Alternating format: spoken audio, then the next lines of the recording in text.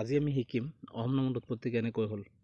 পূৰ্বতে অহম বুলিলে অহমৰ লগতে বৰ্তমানৰ মেঘালয়, মিজোৰাম, নাগালেণ্ড, অৰুণাচল, মণিপুৰ আদিকো বুজাইছিল। অহম নামটো কেনেকৈ হ'ল সেই বিষয়ে পণ্ডিতসকলে একমত হ'ব পৰা নাই। কিছুমানৰ মতে অসমৰ সমান কোনো নাই, সেইবাবে নামটো অসম। এই ভূখণ্ড পৰ্বত পাহাৰেৰে ভৰা অসমান হোৱা বাবেই ৰাজ্যখনৰ নাম অহম হোৱা বুলি বহুতে কয়। কিছুমানে কয় আহোম নামটোৰ পৰাই অহম নামৰ উৎপত্তি। আহোমসকলৰ শাসনৰ সময়ৰ পৰা এই ভূখণ্ডক বুজাবলৈ অসম, আসাম, অহম, আসাম আদি নাম ব্যৱহাৰ হৈ আহিছে। টাই ভাষাত আসাম শব্দৰ অৰ্থ হ'ল অপৰাজিত। কিছুমান পণ্ডিতৰ মতে এই অৰ্থতে আমাৰ ৰাজ্যখনৰ নাম আসাম বা অসম হৈছে। প্ৰাচীন কালত আমাৰ ৰাজ্যখনৰ নাম আছিল কামৰূপ। পুৰণি আখ্যান মতে মহাদেৱৰ অভিশাপত প্ৰেমৰ দেৱতা কামদেৱ পুৰি ভস্ম হৈছিল।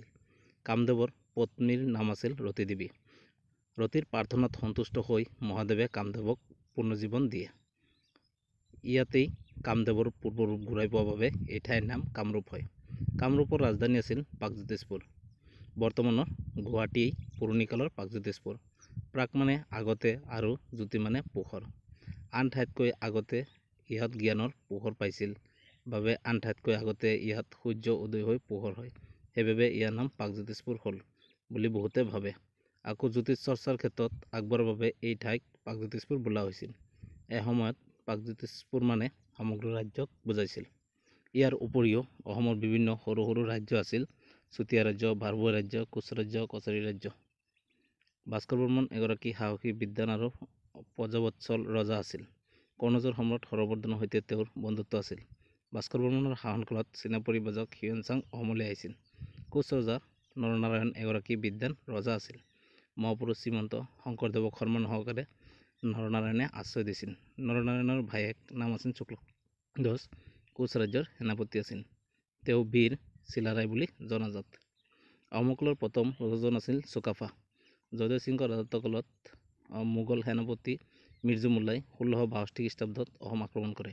জয়দেৱ সিংহৰ ৰাজত্বকালত 1667 খ্ৰীষ্টাব্দত লাচিত বৰফুকনে মোগলৰ অধিকাৰৰ পৰা গুৱাহাটী আৰু পাণ্ডু উদ্ধাৰ কৰে। 1631 চনত বিখ্যাত শৰাইঘাট ৰণত লাচিত বৰফুকনে মোগলক হৰুৱাই অসমৰ পৰা খেদি পঠিয়ায়।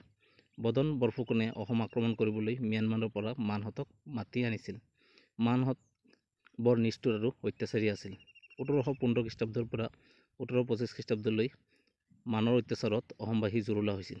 ইংৰাজসকলে মানহঁতক যুঁজত হৰুৱাই অসমৰ পৰা খেদি পঠিয়ায়। তেতিয়াৰ পৰা অসমখন ইংৰাজৰ অধীনলৈ যায়। 1726 চনৰ 24 ফেব্ৰুৱাৰীৰ দিনা ইয়াণ্ডাবু সন্ধি হয়। এই চুক্তি অনুসৰি অসম ৰাজ্য ইংৰাজৰ হাতলৈ যায়। অসমত ব্ৰিটিছৰ বিৰুদ্ধে সকলোকে একত্ৰিত কৰি সৰ্বপ্ৰথম আন্দোলন কৰা ব্যক্তিজন হ'ল শ্বহীদ গোমধৰ কোঁৱৰ। ইংৰাজে পিয়লি ফুকনক ফাঁচি দিছিল 1830 চনত। ইংৰাজে মুন্নেম দেৱানক ফাঁচি দিছিল 1858 চনত। ইংৰাজে কুশল কোঁৱৰক ফাঁচি দিছিল 1943 চনত।